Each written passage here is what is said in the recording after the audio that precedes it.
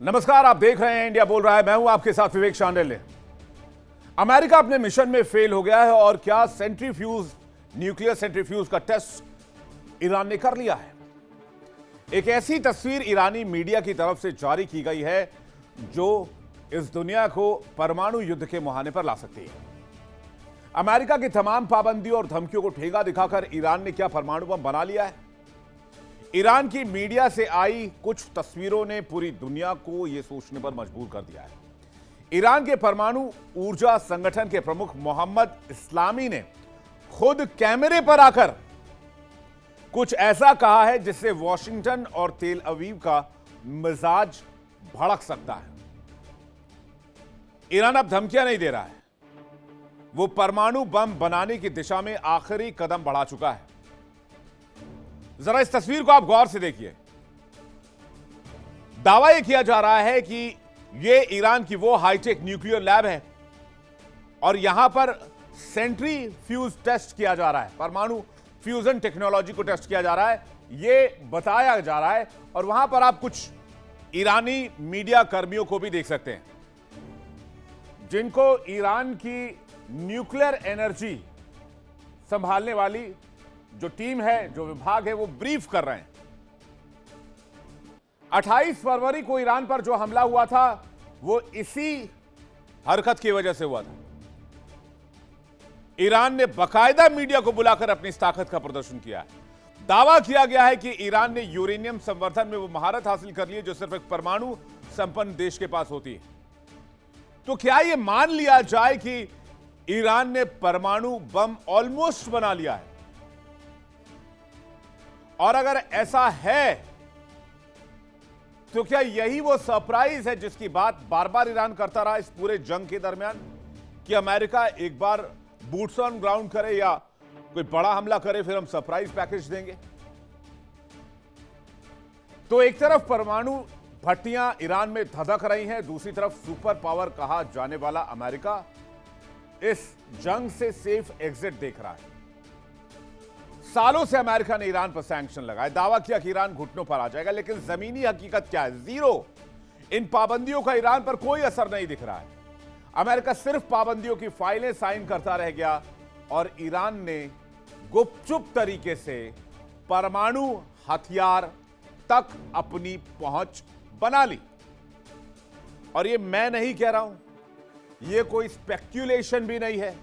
Iran के nuclear chief Mohammad इस्लामी के मुंह से आप यह बात सुन लीजिए कि वो क्या कह रहे हैं। گداخت همکاران ما از مرز اثبات فناوری عبور کردند، وارد در حقیقت سیستم و سامانه و قابلیت سازی شدن که این میتونه در حقیقت با تقویت و گسترش این شبکه میتونه در رسیدن به محصول سرعت بده. مسیر ما گداخت همکاران ما از مرز اثبات فناوری عبور کردند، وارد در حقیقت سیستم و سامانه و قابلیت سازی شدن که این میتونه در حقیقت با تقویت و گسترش این شبکه میتونه در رسیدن به محصول سرعت بده. مسیر ما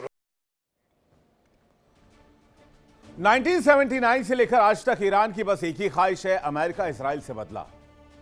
ईरान बदले की आग में सालों से जल रहा है। अपने ही जमीन पर अपने शीर्ष कमांडरों की हत्या, अपनी जमीन पर हमला, अपने संप्रभुत्व पर हमला, और ईरान ये सब कुछ पिछले 40-50 सालों से देख रहा है। वो अच्छी तरीके से जानता है अगर अमेरिका और इजराइल जैसे दुश्मनों को हमेशा के लिए खामोश करना है, चुप कराना है, तो किम जोंग उन के रास्ते पर जाना ही होगा। यानी एकमात्र रास्ता न्यूक्लियर बॉम्ब का है। अब ईरान आर पार के मूड में, अगर ईरान ने परमाणु परीक्षण कर दिया तो मिडिल ईस्ट में वो त्राहिमाम मचने वाला है जिसकी कल्पना किसी ने नहीं की होगी। इजराइल की सुरक्षा भी खतरे में आ जाएगी और अमेरिका का दबदबा मिडिल ईस्ट से हमेशा के लिए खत्म हो जाएगा। हो सकता है कि इसके बाद मिडिल ईस्ट में एक परमाणु हथियारों की रेस ही शुरू हो जाए। फिर सऊदी भी खरीदेगा, कतर भी खरीदेगा, बहरीन भी खरीदेगा, यूएई भी खरीदेगा। फिर सबको परमाणु हथियार चाहिए होंगे अपनी अपनी सुरक्षा के लिए कि कहीं ईरान इन पर हमला ना कर दे। समझ रहे हैं अब क्या हो जाएगा। एक्सपर्ट मान रहे हैं कि ईरान अब सिर्फ एक ट्रिगर दबाने की दूरी पर है, यानी उसने यूरेनियम एनरिचमेंट भी 80% के करीब हासिल कर ली है। लेकिन दूसरी तरफ ट्रंप और उनकी टीम वो दूर से आग बुझाने की कोशिश कर रहे हैं। गीदड़ भभकी, धमकी, सैंक्शन, नेवल ब्लॉकेड। भाई बीरबल की खिचड़ी सुनी, आपकी कहानी सुनी कि नहीं आपने? वही हाल डोनाल्ड ट्रंप का है। आग जलाइए, यहां खिचड़ी का हांडी टांगा ऊपर, ना आग का खिचड़ी पर असर, ना खिचड़ी कभी पकने वाली। तो अब अमेरिका फिर से चेतावनी पर आ गया है। अमेरिका कह रहा है कि ईरान के न्यूक्लियर प्रोग्राम ठीक नहीं है। यूएस के ऊर्जा सचिव क्रिस राइट का बयान आया, ईरान का न्यूक्लियर प्रोग्राम खत्म कर देंगे, बातचीत और निरीक्षण के जरिए प्रोग्राम खत्म करेंगे, सैन्य ताकत से संभव हुआ तो वो भी इस्तेमाल करेंगे। तो मैं इन भाई साहब से, जिनका नाम क्रिस राइट है, इनसे पूछना चाहता हूं कि ताकत से संभव हुआ तो खत्म करेंगे, तो अभी तक अमेरिका पिछले 6 महीने से क्या इस्तेमाल कर रहा था? क्या माचिस की तीलियां जला रहा था, या फिर गैस स्टोव जला रहा था, या फिर अभी तक ताकत का ही इस्तेमाल हो रहा था? जाहिर है अमेरिका की धमकियां फेल हो चुकी हैं, प्रतिबंध बेअसर साबित हुए हैं, हमले बेअसर साबित हुए हैं, और ईरान की न्यूक्लियर लैब से आई तस्वीर गवाही दे रही है कि महाविनाश का काउंटडाउन शुरू हो चुका है। अब सवाल यह है कि क्या अमेरिका सिर्फ बयानों तक सीमित रहेगा, या वाकई ईरान के न्यूक्लियर हथियारों या फिर जो भी न्यूक्लियर प्रॉपर्टी है उसको खत्म करने के लिए बूट्स ऑन ग्राउंड करेगा? क्योंकि अमेरिका ने इजराइल को वादा किया है, इजराइल ने कसम खाई है कि हम ईरान को परमाणु हथियार हासिल नहीं करने देंगे। यानी घमासान तय। अब तक जो आपने देखा वो विशुद्ध ट्रेलर था, लिख कर ले लीजिए। बातचीत करने के लिए मेहमानों का एक बड़ा पैनल हमारे साथ जुड़ रहा है। ग्रुप कैप्टन तपेश चौधरी हमारे साथ जुड़ रहे हैं, रक्षा विषय के बहुत स्वागत है आपका। कर्नल एस के मलिक हमारे साथ जुड़ रहे हैं, रक्षा विषय के बहुत स्वागत है आपका। हकीम राजा हमारे साथ जुड़ रहे हैं, ईरान मामलों के जानकार, बहुत स्वागत है आपका। पूर्णिमा नाथ हमारे साथ जुड़ रहे हैं, जियोपॉलिटिकल एक्सपर्ट, अमेरिका से लाइव, बहुत स्वागत है आपका। डॉक्टर ब्रह्मदीप अलूने हमारे साथ जुड़ रहे हैं, जियोपॉलिटिकल एक्सपर्ट, आपका भी बहुत बहुत स्वागत है। तो सबसे पहले मेरा सवाल ग्रुप कैप्टन तपेश जी से ही शुरुआत करता हूं। क्या आपको लगता है कि ईरान परमाणु बम बनाने के बहुत करीब है, जैसा कि वहां के न्यूक्लियर चीफ दावा कर रहे हैं? Yeah, Vivek, good evening, and good evening to everyone here present on the panel. Iran as of now मेरे point of view से ये एक प्रोपोगंडा और एक साई वॉर हो सकता है, साइकोलॉजिकल वॉरफेयर की काफी इंपॉर्टेंस होती है आज के दिन में। क्योंकि अगर अमेरिका को घुटनों पे लाना है, जैसे ट्रंप रोज नए नए वादे करते हैं, वैसे ईरान भी ये दावा कर सकता है कि हम इस नजदीक पे हैं, तो थोड़ा पैनिक और थोड़ा प्रेशर उनके ऊपर क्रिएट किए जाए। पर क्या ईरान वाकई में नहीं बना सकता? ऐसा बिल्कुल नहीं है। देखिए, फ्यूजन बॉम्ब की जहां हम बात कर रहे हैं, तो चाइना रशिया के पास है ऑलरेडी। इंडिया ने भी टेस्ट किया था, वर्ल्ड ने नहीं माना। हमने हाइड्रोजन बम टेस्ट किया या फिजन बम टेस्ट किया था। तो बट कंफर्म न्यूज के हिसाब से जो 5 सुपर पावर हैं, उनमें से चाइना रशिया के पास है, और दोनों ये चाहते हैं कि ईरान के पास ये बॉम्ब हो एक्चुअली। तो ये, और नॉर्थ कोरिया साथ में है उसके पास। जनरली कंफर्म रिपोर्ट के हिसाब से तो फिजन बॉम्ब भी है, फ्यूजन नहीं है। और फ्यूजन बॉम्ब की जो टेक्नोलॉजी है, फ्यूजन की जो टेक्नोलॉजी है, वो कॉमर्शियल यूज में नहीं होती, सिविल यूज में है। जनरली फिजन ही यूज होता है, क्योंकि फ्यूजन के लिए बहुत ज्यादा हाई टेम्परेचर और प्रेशर की जरूरत होती है, जो अर्थ पे मेंटेन करना उतना आसान नहीं है, तो कॉमर्शियली प्रॉब्ली वाइबल भी नहीं है।